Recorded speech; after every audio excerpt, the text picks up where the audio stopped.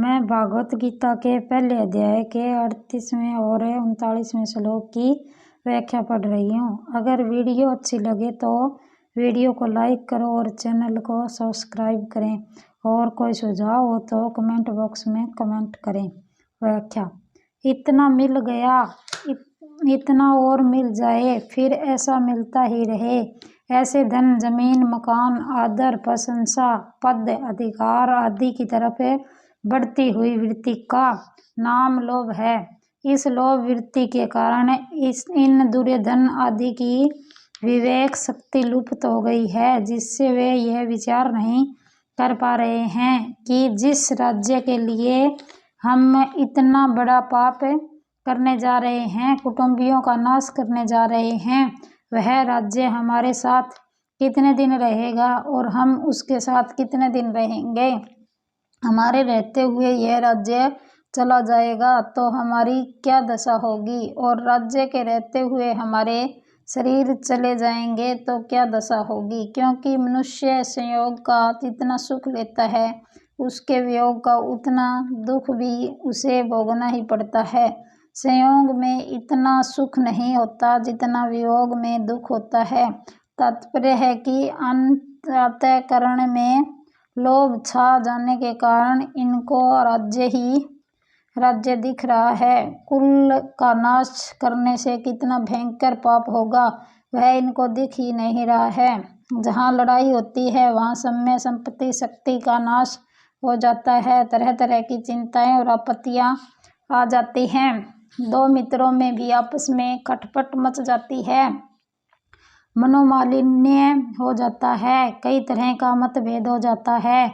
मतभेद होने से वैर भाव हो जाता है। जैसे द्रुपद और द्रोण दोनों बचपन के मित्र थे, परंतु राज्य मिलने से द्रुपद ने एक दिन द्रोण का अपमान करके उस मित्रता को ठुकरा दिया।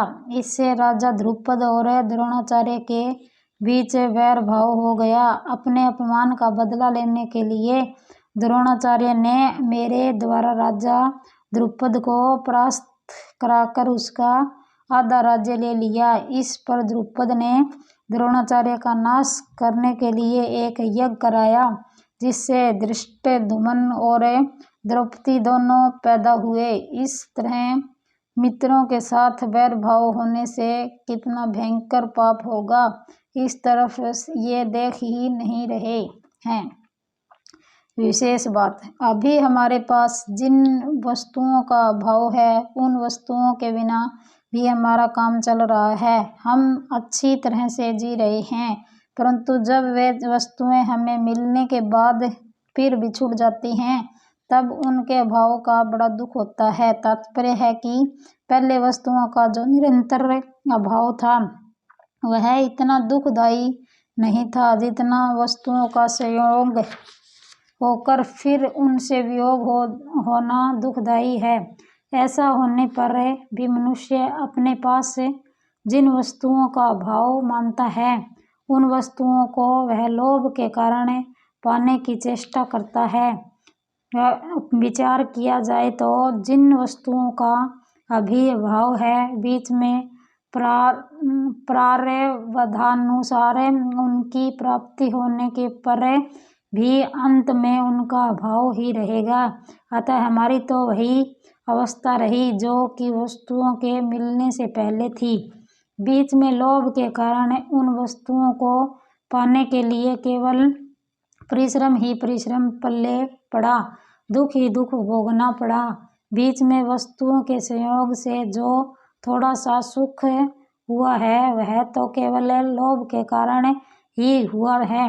अगर भीतर में लोभ रूपी दोष न हो तो वस्तुओं के संयोग से सुख हो ही नहीं सकता। ऐसे ही मोह रूपी दोष न हो तो कुटुंबियों से सुख हो ही नहीं सकता। लालच रूपी दोष न हो तो संग्रह का सुख हो ही नहीं सकता। तात्पर्य है कि संसार का सुख किसी न किसी दोष से ही होता है। कोई भी दोष न होने पर संसार से सुख हो ही नहीं सकता, परंतु लोभ के कारण मनुष्य ऐसा विचार कर ही नहीं सकता। यह लोभ उसके विवेक विचार को लुप्त कर देता है। अब अर्जुन अपनी बातें कहते हैं कि यद्यपि दुर्योधन आदि अपने कुल से होने वाले दोष को और मित्रद्रोह से होने वाले पाप को नहीं देखते, तो भी हम लोगों को कुलयक्ष से होने वाली अनर्थ परंपराओं को देखना ही चाहिए, जिसका वर्णन अर्जुन आगे के 40वें श्लोक से 44वें श्लोक तक करेंगे। क्योंकि हम कुलयक्ष से होने वाले दोषों को भी अच्छी तरह से जानते हैं और मित्रों के साथ द्रोह से होने वाले पाप को भी अच्छी तरह से जानते हैं। अगर वे मित्र हमें दुख दें तो वह दुख हमारे लिए अनिष्टकारक नहीं है, कारण कि दुख से तो हमारे पूर्व पापों का ही नाश होगा, हमारी शुद्धि ही होगी। परंतु हमारे मन में अगर द्रोह बैर भाव होगा तो वह मरने के बाद भी हमारे साथ रहेगा और जन्म जन्मांतर तक हमें पाप करने में प्रेरित करता रहेगा, जिससे हमारा पतन ही पतन होगा। ऐसे अनर्थ करने वाले और मित्रों के साथ द्रोह पैदा करने वाले इस युद्ध रूपी पाप से बचने का विचार क्यों नहीं करना चाहिए, अर्थात विचार करके हमें इस पाप से जरूर ही बचना चाहिए। यहाँ अर्जुन की दृष्टि दुर्योधन आदि के लोभ की तरफ तो जा रही है, पर वे खुद कौटुंबिक स्नेह में आबद्ध होकर बोल रहे हैं, इस तरफ उनकी दृष्टि नहीं जा रही।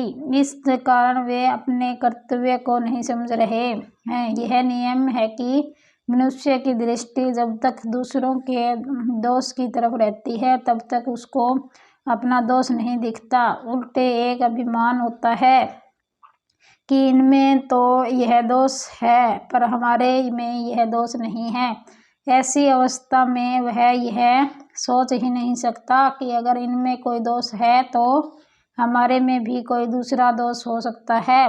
दूसरा दोष यदि न भी हो तो भी दूसरों का दोष देखना यह दोष तो है ही। दूसरों का दोष देखना एवं अपने में अच्छाइयाँ का अभिमान करना, ये दोनों दोष साथ में ही रहते हैं। अर्जुन को भी दुर्योधन आदि में दोष दिख रहे हैं और अपने में अच्छाइयाँ का अभिमान हो रहा है, इसलिए उनको अपने में मोह रूपी दोष नहीं दिख रहा। संबंध कुल का क्षय करने से होने वाले जिन दोषों को हम जानते हैं वे दोष कौन से हैं, उन दोषों की परंपरा आगे के 5 श्लोकों में बताते हैं।